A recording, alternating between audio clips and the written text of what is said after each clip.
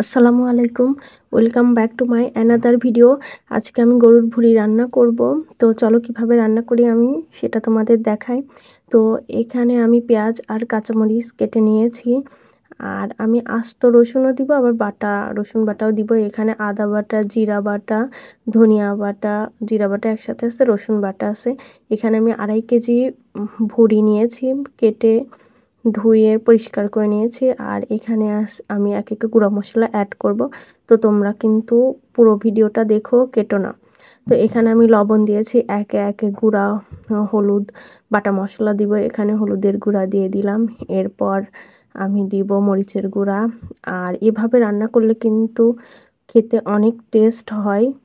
আর আমি খুবই সহজভাবে তোমাদের দেখাচ্ছি। এখানে আমি মরিচের গুঁড়া দিয়ে দিলাম, বাটা মশলাও দিব। এখানে গরম মশলার গুঁড়া দিলাম, আস্ত গরম মশলাও দিব আমি এখানে। এবার বাটা মশলা দিয়ে দিব একে একে। দেখো আমি কিন্তু একদমই অল্প পরিমাণে মশলা দিয়ে রান্না করব, এতটা টেস্ট হয়। এই ভিডিওটা দেখে তোমরা যদি ট্রাই করো তো খুবই ভালো লাগবে। তোমরা একবার হলেও ট্রাই করবে, খুবই সহজ রেসিপি। মানে এভাবে রান্না করে দেখো, অনেক টেস্ট হয়, মজা লাগবে অনেক খেতে। আর ভুঁড়ি কম বেশি সবারই মনে হয় পছন্দ। আমি এখানে 1.5 টেবিল চামচ আদা বাটা নিয়েছি, 2 টুকরা তেজপাতা নিয়েছি।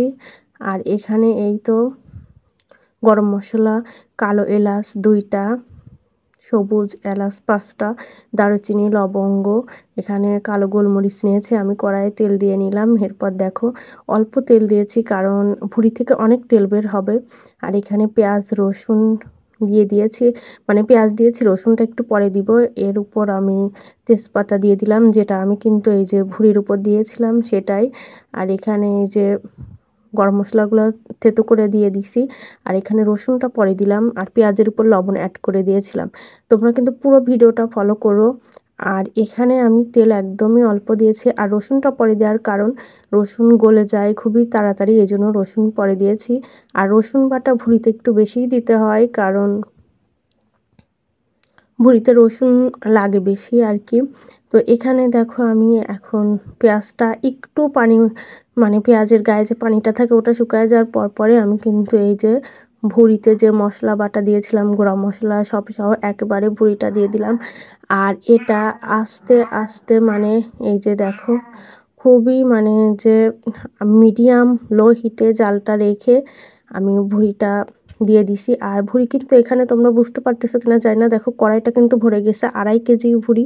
কিন্তু এটা যখন রান্না শেষ হবে তখন দেখে অবাক হবে, কারণ এতে ভুঁড়িতে প্রচুর পানি থাকে, এই পানিটা তো টেনে নেবে। আর ভুঁড়ি রান্না খুবই আস্তে আস্তে লো হিটে রান্না করতে হয়, কারণ লো হিটে রান্না না করলে এটা পানি শুকায় যাবে। যতই তুমি পানি দাও, এতে কিন্তু পানি দিলেও তোমার মানে হয়ে যাবে, শুকায় যাবে, ভুঁড়ি সিদ্ধ হবে না। এটা কিন্তু সিদ্ধ করতে হয়। আর এটাতে আমি 3 বার পানি অ্যাড করব। আর তোমরা অবশ্যই গরম পানি ইউজ করবে, গরম পানি ইউজ করলে রান্নার টেস্ট হয়। আর অনেকেই ভুঁড়ি রান্না ভাবে যে এটা মশমশে, এটা কিন্তু মশমশে হয়, সিদ্ধ হতে হবে। এই যে আমার দেখো পানি কিন্তু আমার একবার শেষ হয়েছে, শেষের দিকে আরেকবার আমি পানি দিব। তো আর এখানে পানি অল্প একটু দিয়ে দিয়ে রান্না করতে হয়। আমার পুরো কড়াই ভর্তি ছিল, এখন দেখো কত পানি বের হয়েছে। আর এখানে আরও তো পানি অ্যাড করছি, ওই পানি শুকায় যে আরও পানি অ্যাড করছি। আর একবারে অনেক বেশি পানি দিয়ে জ্বালালে কিন্তু সেই রান্নাটার টেস্ট নষ্ট হয়ে যায়। এজন্য অল্প একটু পানি দিয়ে দিয়ে মানে মিডিয়াম লো হিটে রান্না করতে হয়। এটাতে কিন্তু এই ভুঁড়ি রান্না করার সময় খুবই খেয়াল রাখতে হয়, কারণ নিচে লেগে যায়, নিচে যেন না লাগে, সাবধানতা অবলম্বন করতে হবে। দেখো আমার ফুল ভর্তি কড়াই ছিল, একদম কত মানে শুকায় গেছে। এটা আরও শুকবে যত জাল দিবে, আর এটা কালো হয়ে যায় যত জাল পড়বে তত। আর এই ভুঁড়িটার রুটি, মানে চাউলের আটার রুটি দিয়ে খেতে তো অনেক টেস্ট লাগে, আমার এমনিতেই ভালো লাগে, মানে এতটাই ভালো লাগে। আর এই যে দেখো ফাইনাল লুকটা চলে আসছে, আমার রান্না প্রায় শেষের দিক। এটা যত নাড়া যাবে তত কমে যাবে। আর একদম দেখো স্মুথ হয়েছে, মানে সফট হয়েছে অনেক। তো এভাবে ভুঁড়ি রান্না করে যারা এখনও ট্রাই করো নাই, তোমরা একবার হলেও এভাবে ট্রাই করো, খেতে অনেক মজা লাগবে। আর খুবই কিন্তু সহজ রান্না, কোনো কঠিনই না। আমি খুব অল্প মশলা দিয়ে রান্না দেখাই দিলাম, আর এতে অল্প মশলাই লাগে, বেশি মশলা দিলে টেস্ট একদমই ভালো আসে না। তো আমার ভিডিওটা কেমন লাগলো, লাইক, কমেন্ট অ্যান্ড শেয়ার করতে ভুলো না। তো আজ এ পর্যন্তই। অন্য কোনো ব্লগ ভিডিও বা রান্নার রেসিপি নিয়ে আবার তোমাদের সামনে আসবো। আজ এ পর্যন্তই। আল্লাহ হাফেজ।